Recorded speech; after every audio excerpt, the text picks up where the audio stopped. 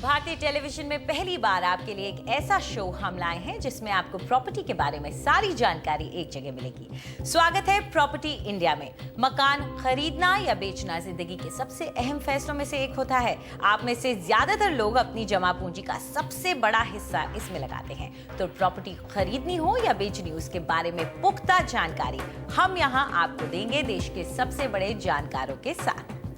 और यही नहीं, वो सारे फैसले जिससे प्रॉपर्टी बाजार में उतार चढ़ाव आते हैं, वो सारी बातें जिनसे इलाकों के दाम घटते बढ़ते हैं, पानी, बिजली, सड़कों का हाल, मेट्रो कहाँ जाएगी और कहाँ नहीं, यानी हर वो चीज जिससे आपकी प्रॉपर्टी पर असर पड़ता है वो हम आपको बताएंगे। नमस्कार, मैं हूं आशुतोष शर्मा।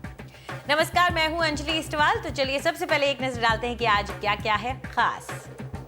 नीमराना, भिवाड़ी और धारूहेड़ा, इन लगातार बढ़ते औद्योगिक शहरों में रिहाइश की कैसी है स्थिति? क्या इन नए उभरते औद्योगिक शहरों का प्रॉपर्टी बाजार निवेश के लिए है सही?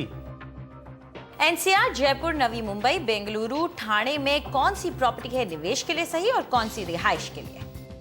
और चेन्नई में ग्रीन इमारतों के चलन का कितना असर? क्या पर्यावरण को बचाने के लिए हर पैमाने पर उतरती हैं खरी यहाँ की ग्रीन बिल्डिंग्स?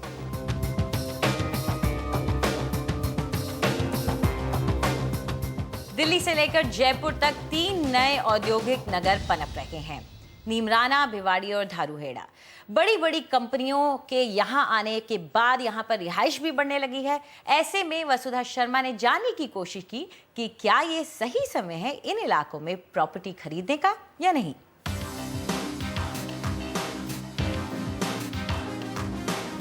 दिल्ली वाले जहां अब तक अपनी छुट्टियां बिताने जाते थे, उसी नीमराना की पहचान बदल रही है।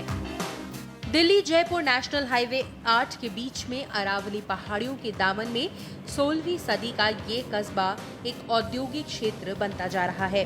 नीमराना को राजस्थान सरकार छोटा जापान भी कहती है। जापान की नामी गिरामी कंपनियां नीमराना के 1100 एकड़ के क्षेत्र में उद्योग लगा रही हैं, जो खास उनके लिए है। उद्योग जगत के दूसरे बड़े घराने जैसे पार्ले जी, हीरो मोटोकॉर्प, लिबर्टी, हैवेल्स, टॉप्स भी नीमराना में हैं।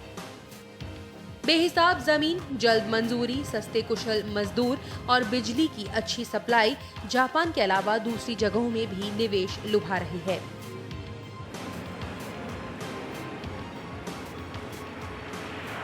इंडस्ट्रियल हब के तौर पर नीमराना का विकास तो पहले से ही हो रहा है, लेकिन अब इसकी रफ्तार और तेज होगी।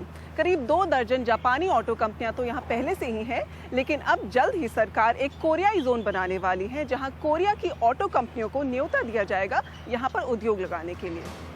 अप्रवासी भारतीयों और इन उद्योगों के कर्मचारियों को अच्छे मकान चाहिए, लेकिन इसका बाजार अब भी बहुत सीमित है। राज्य सरकार ने अब नीमराना को शिक्षा का केंद्र बनाने का फैसला करते हुए 38 विश्वविद्यालयों को मंजूरी दे दी है। इससे मांग और बढ़ेगी। बिल्डरों का कहना है कि डिमांड और सप्लाई के बीच का फासला नीमराना को किराए के नजरिए से बेहतरीन बाजार बनाता है।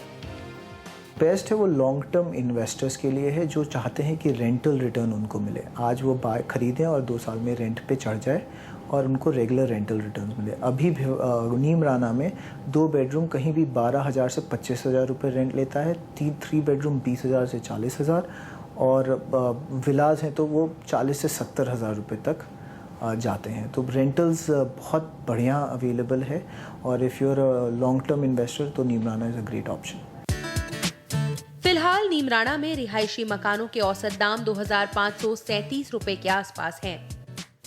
2010 से दामों में 49% का इजाफा हुआ है। लेकिन यहाँ पर प्रॉपर्टी बाजार इतना छोटा है कि बैंक, अस्पताल, मनोरंजन और दुकानें या तो बहुत कम हैं या काफी दूर हैं। नेशनल हाईवे 8 पर ही गुड़गांव से करीब 50 किलोमीटर दूर भिवाड़ी का औद्योगिक केंद्र है, जो एनसीआर के लिए काफी किफायती मकान मुहैया करा रहा है।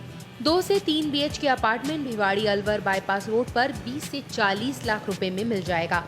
भिवाड़ी, तापुकाड़ा, कुशखेड़ा अर्बन कॉम्प्लेक्स या ग्रेटर भिवाड़ी में लगभग 2,500 उद्योग हैं। यहाँ की फैक्ट्रियों के कर्मचारियों को तो रहने के लिए घर चाहिए ही, मानेसर या गुड़गांव में काम करने वाले भी भिवाड़ी के किफायती मकानों की ओर खींचे चले आ रहे हैं। यहाँ के औसत दाम 2,438 रुपए हैं। 2010 से 47% दाम बढ़े हैं। अफोर्डेबल मिड सेगमेंट बायर के लिए काफ़ी ऑप्शंस लिमिटेड रहे हैं और कुछ सालों में जैसे कि प्राइसेस काफ़ी तेज़ी से राइज हुए हैं तो उनके ऑप्शंस बड़े कम रहे हैं और कई लोग जो अपना पहला घर खरीदना चाह रहे थे उन्हें ये अपॉर्चुनिटी नहीं मिली। तो ये जो 3 एरिया जो आप बात कर रहे हैं इनकी वजह से बहुत कुछ अब सप्लाई अफोर्डेबल प्राइस लेवल से 15, 20, 25 लाख तक यहाँ पे हाउसिंग अनाउंस हुई है और काफ़ी रिप्यूटेबल जाने माने डेवलपर्स ने ये हाउसिंग प्रोजेक्ट्स अनाउंस की हैं। हालांकि अच्छे शैक्षिक संस्थानों की यहाँ कमी है, लेकिन स्वास्थ्य सेवाएं, बैंक और सिनेमा हॉल जैसी बुनियादी सुविधाएं हैं। मौजूदा परिवहन सेवाएं भी ऐसी नहीं कि ग्रेटर भिवाड़ी कॉम्प्लेक्स के बड़े इलाके के लिए पूरी पड़े। रिहायशी इलाकों में अंडरग्राउंड सीवेज सिस्टम की अभी योजना ही बन रही है और भिवाड़ी के जमीन के नीचे के पानी का जरूरत से ज्यादा दोहन किया जा चुका है। हरियाणा का धारूहेड़ा नेशनल हाईवे 8 पर एक और अहम औद्योगिक केंद्र है। गुड़गांव से 40 किलोमीटर दूर इस शहर में दूसरे उद्योगों के अलावा अमूल डेयरी का सबसे बड़ा प्लांट है।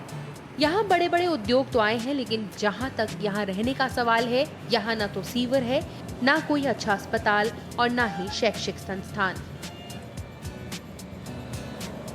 उसके 2 रीज़न रहे। एक तो मानेसर बहुत पास था, नीमराना दारूहेड़ा डेवलप नहीं हो पाया इंडस्ट्री में। भिवाड़ी ने और नीमराना ने काफ़ी इंडस्ट्री दारूहेड़ा से ले ली क्योंकि राजस्थान गवर्नमेंट की पॉलिसीज़ कुछ कंपैरेटिवली ज़्यादा इंडस्ट्री फ्रेंडली थी और कुछ डेवलपमेंट टाउन प्लानिंग के एंड पे थोड़ी स्लो रही दारूहेड़ा की। वो अब काम तेज़ी से बढ़ रहा है तो दारूहेड़ा की मार्केट भी बहुत अच्छी है। धारूहेड़ा में फिलहाल औसत दाम 2710 रुपए है और 2010 से दामों में 30% के करीब बढ़त आई है। नीमराना, भिवाड़ी और धारूहेड़ा नेशनल हाईवे 8 पर ये तीनों औद्योगिक क्षेत्र विकास के अलग अलग चरणों में हैं। इन किफायती मकानों और पास में रोजगार के साधनों की वजह से अपना पहला घर खरीदने वालों के अरमानों को पंख लग रहे हैं। प्राइम प्रॉपर्टीज में भले मंदी आ रही हो, लेकिन इन औद्योगिक इलाकों में तेजी आ रही है।